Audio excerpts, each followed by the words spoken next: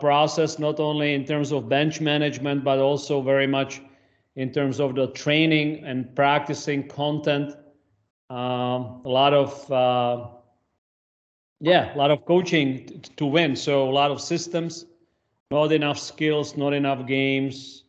So a big issue here in Czech Republic, and no surprise that we are behind as much as we are in terms of players for the NHL and developing players. Hal, have you got any observation related to the importance of behavioral coaching to achieve results versus outcome coaching? No, it's the same here. Hal, please introduce yourself. Sure. Carla and Tomas are two friends. Tomas and I have both coached Carla. She played with the national team, and they'd like to know a little bit about the people that are on here. I think they're familiar with everybody else, Mike Benelli as well. So, Hal, introduce yourself, and then I'll hear what you have to say. Okay. Thank you. Hal Torres, I'm in Minnesota, the state of hockey, and been coaching boys hockey since 1970 something, and switched over to girls a couple of years ago. I've been very involved in the coaching education program at USA Hockey, dating back into the early 90s when it became mandatory. I've got a long blog, I've got lots of articles, I've got a lot of YouTube videos on skills that we did to help coaches. The Bukac family from Czech Republic, I've done some stuff with them. I don't know how they stand relative to the Federation, but they seem to be pretty skill oriented in their approach to I met Ludek at the World Championships in the Czech Republic during the IIHF, which maybe that's where I met Tom Malloy. I don't remember. So anyways, that's who I am. We have the same issues here. In fact, the program I was with last year, the coach's only goal was to win, and he trampled on a lot of the kids on the team. And he kind of picks his favorites when they're in 8th grade, and they get everything, and everybody else gets the crumbs along the way. I just think it's part of the culture, you know. And Wally in the United States and in Canada, both countries have 500,000 youth hockey players, or somewhere in that range. And I think, frankly, I can't speak for Canada, but I think for the U.S. that, you know, they just figure the cream will rise to the top regardless of what we do to them. And the only reason they got pretty excited about coach education is they now make $1 million a year for people paying for their online coaching certifications and so on and so forth. So, and I think that's an interesting question is, you know, how much development, you know, when you look at your top end players, how much of it is a development oriented route from beginning to end, and how much of it's just genetics and a natural affinity for playing hockey. A guy named Larry Hendrickson, he's up in northern Minnesota. Dave Hendrickson, his nephew's a coach on the Wild. I asked him one time how they produce so many great hockey players up in Virginia, Minnesota, with a population of, you know, nothing. And he says it's all in the genes. And if you look around, at least from Minnesota, the kids that are playing in the National Hockey League, most of them, their dads played in the National Hockey League, or were pretty. Alex Ovechkin's parents were world-class athletes. So, you know, I don't know where the right balance is. I prefer to coach the way we're talking about coaching, because I think, at least from my perspective, you know, hockey is just a classroom. It's just, you know, to teach so many other things to kids. And those that are good hockey players, that's terrific. The rest of them will move on, and they're going to be, you know, fathers and mothers and judges and lawyers and doctors and, you all those really great things. So hopefully they learn something playing hockey for us. Wally, you're muted, and I wasn't sure if Thomas and Carla. I'm not sure if they know Tim Taylor. Okay. And I want to get back to the thread of thought, Hal, because to me it's a very important theme, and I wanted Carla to comment on it. So go ahead, Tim Taylor and Jordan Fenton and Mike Benelli as well. Go ahead. Let's introduce yourselves to Thomas. Hi, Thomas. This is Tim Taylor. I'm a youth hockey coach here in the States. I've been on the Sharks calls for a few months now, and try to contribute when I can. Unfortunately, today I'm going to have to jump off shortly for another call, but glad to meet you and be involved with the group today. Hi, Jordan, Tim. Jordan, are you available? Jordan, Yeah, I'm here, Wally. how are you feeling after surgery yesterday?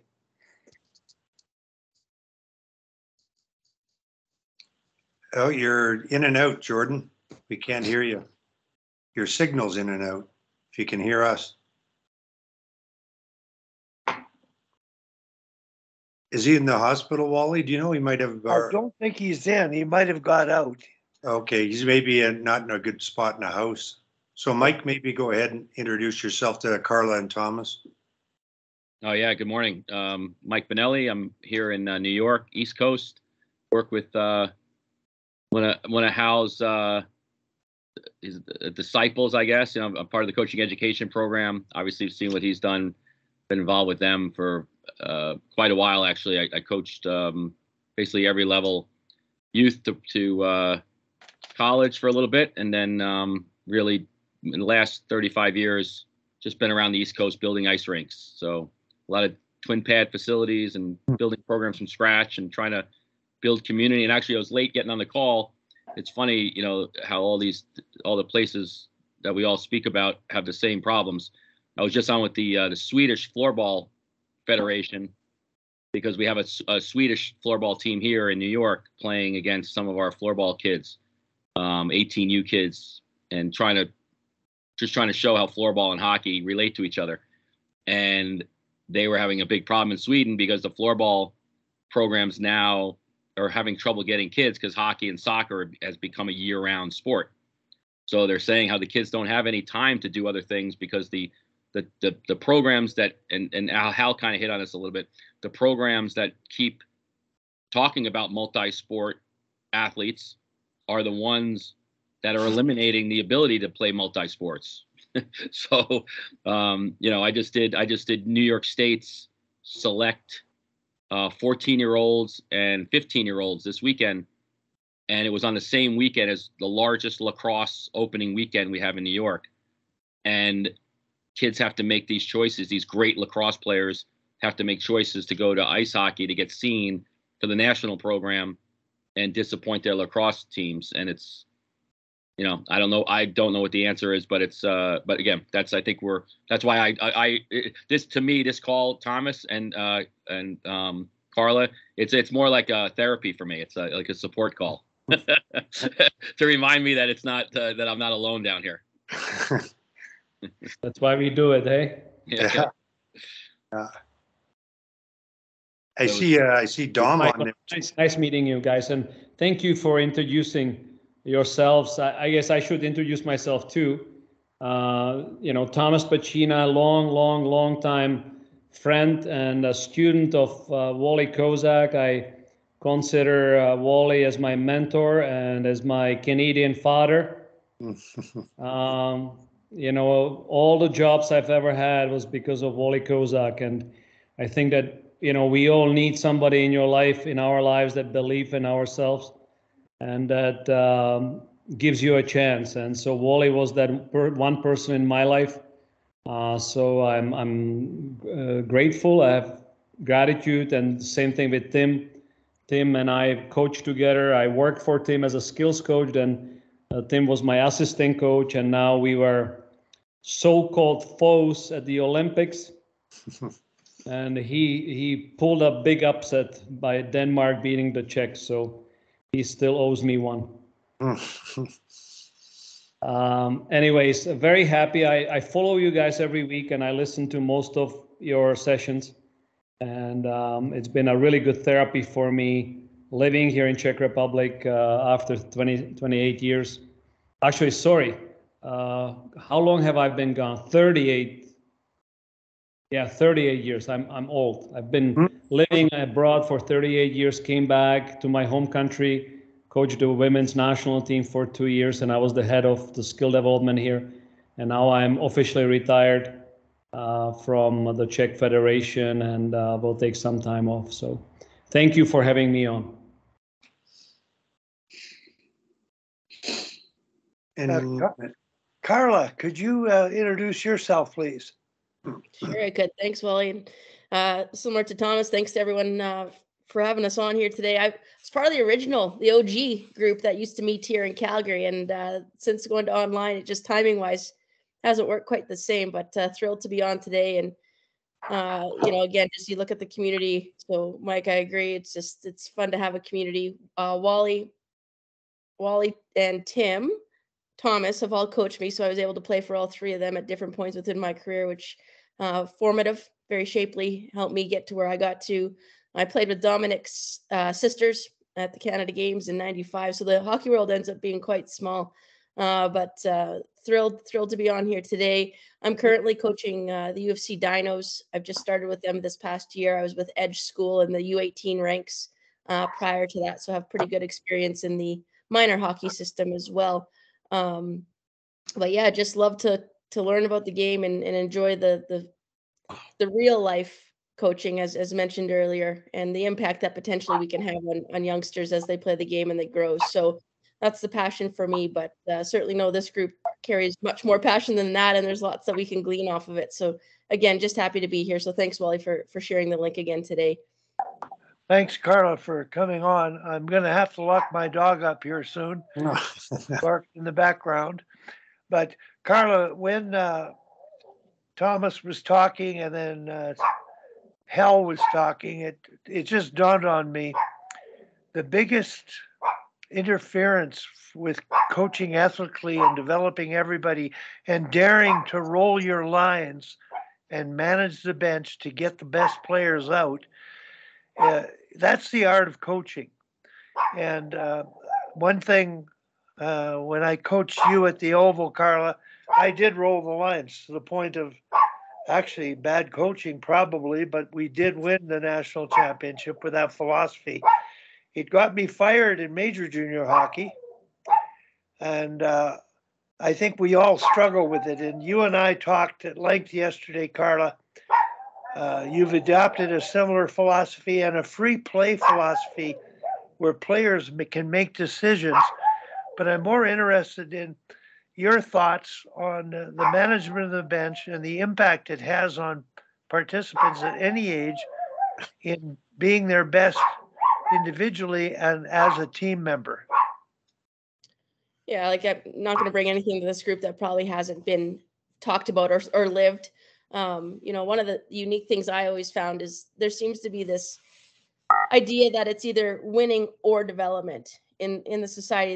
You're either coaching to win or you're coaching to develop. And I don't understand that. I think the coaches that I played for developed us to win, and that's what I look to do too. I think at the end of the day, especially when you're in the minor hockey world, like I always said to my group, I don't know what your role is going to be at the next level, so I need you to have a foundation in all of it. There's so many variables that go into it, Wally, that we all know, and the pressures and stresses, the parent groups, the organizations, the expectations, everything's so unrealistic that I think as a coach, you're kind of damned if you do and you're damned if you don't in a lot of ways. And, I know, Tim, you just lived it in a capacity there too. And it's just like, you can't win for trying so often. So, I have no advice by any means. I just feel like at the end of the day, you stay true to who you are. And if your group believes in who you are, that's where I was able to have some success. And honest communication, open communication. People knew when they came into my program, everyone played. You'll see everyone on the penalty kill. You see everyone on the power play. And, when we got to playoff time, I always had a chat with my team before playoffs and just ask them, what do you want? Do you want to continue what we're doing because it's working, it's fine, or do you want me to manage in different situations? And they ultimately said, well, we want you to manage. So that kind of gave me the green light then to just make those subtle little calls, the management side of the game. But man, if any of us could figure this out, let's write a book because we're going to be gazillionaires. But I think for me, I got to be able to put my head on my pillow every night, recognizing that I'm doing right by all the people I work with and all the players I'm trying to impact. And again, that was modeled for me when I played for the gentleman on this call. And I know that that's what made me love the game.